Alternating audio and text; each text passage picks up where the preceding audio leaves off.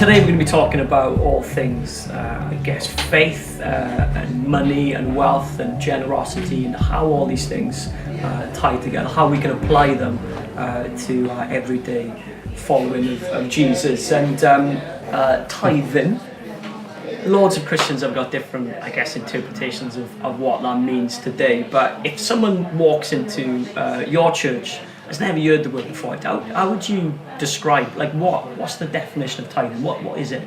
We could go back to the original meaning of the word, which a tithe means a tenth. But I think it's always great to contextualize that, as what we've done before is that it's a heart issue. You know, so that would be my starting point in talking to somebody who's very new, had no concept of what a tithe is. I would say it's all about your heart, and take it from that point. I think there's so many people you listen to. You get 100 people, 50 people will tell you why you should tithe, and 50 people will tell you why not to. And I think it is out of the abundance of who you are. You realize that we always related to money. But if we lived in another country where grain was our thing we traded with, it would relate to that, or time, or different things like that. And saying, do you know what, God, you've given everything. And I'm a steward, I'm not an owner. And so I'm stewarding this, and I'm literally saying, this is yours, and I'm giving back to you. So yes, it absolutely correct. It's a tenth, you know.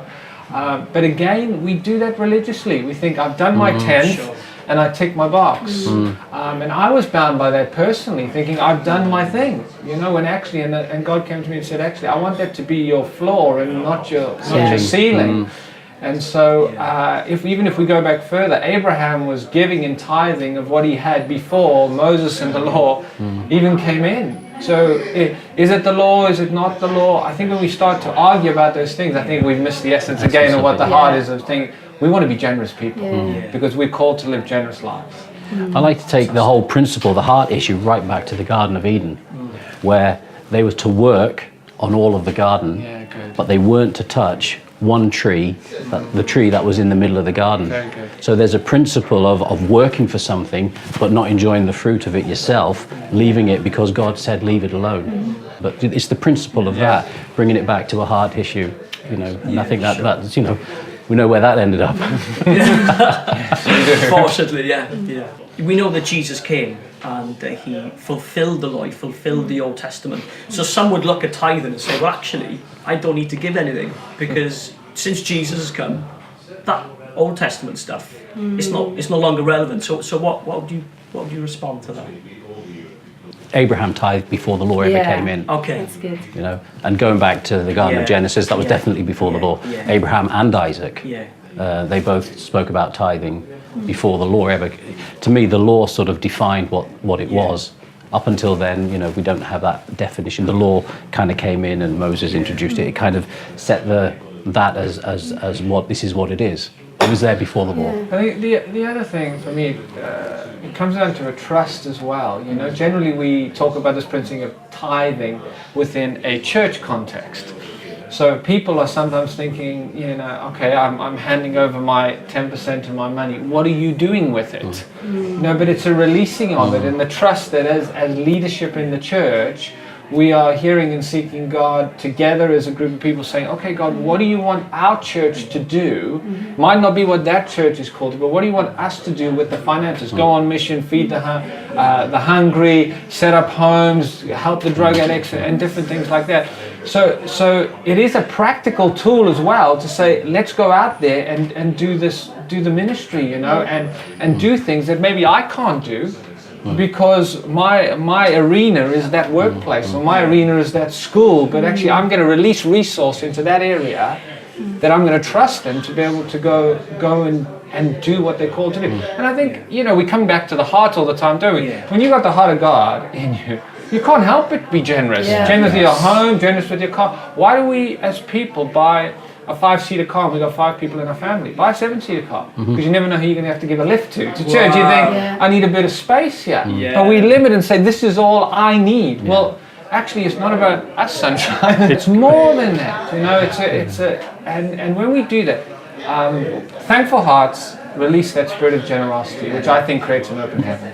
Yeah. Fantastic. I think you're so right. It is that heart issue, isn't it? Because if someone would argue that there's no need to tithe since Jesus, you know, he came 2,000 years ago, you're sort of missing the point then, aren't you? You're missing that ability, that blessing to give. And then absolutely, and then Jesus actually said, when the question was raised, this you should have done. You've tithed of mint and leaves and the spices.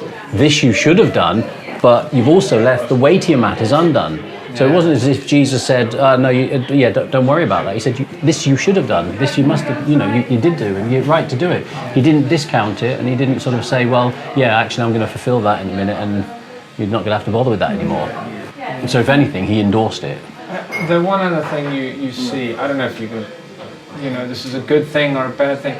Sometimes with finances, we're not open and honest within the church with them, and being transparent, and so people have seen that abuse of finances.